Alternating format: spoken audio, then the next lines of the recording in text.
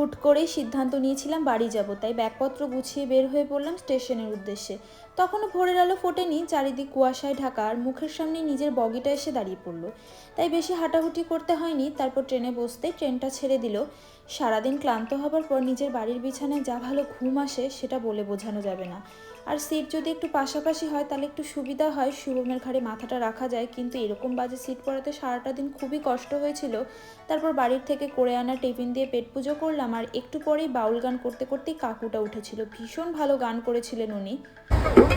তারপর মধ্য রাস্তা অবধি পৌঁছালাম হাওড়া স্টেশনে। হাতে 2 ঘন্টা সময় থাকাতে এদিক ওদিক আর তাকাইনি, একেবারে ওয়েটিং রুমে দৌড়েছি। ওখানে ভালোভাবে ফ্রেশ হয়ে আবার বেরিয়ে পড়লাম শেষ রাস্তাটুকু যাওয়ার উদ্দেশ্যে। টানা 16 ঘন্টা বসে বাড়ি ফিরতে হবে এই ভেবে আগে কত টেনশন হতো, কিন্তু বাড়ি যাওয়ার আনন্দের কাছে এই টেনশনটা কিন্তু কিছুই না। সকালটা কেমন ভাবি জানি রাতে হয়ে গেল। তো যাই হোক, আর মিনিট 20 পথ বাকি। বেশ সুন্দর কচি কাচাগুলোর গান শুনে চলে যাওয়া যাবে। ট্রেন থেকে নামলাম আর হাঁটা দিলাম বাড়ির উদ্দেশ্যে।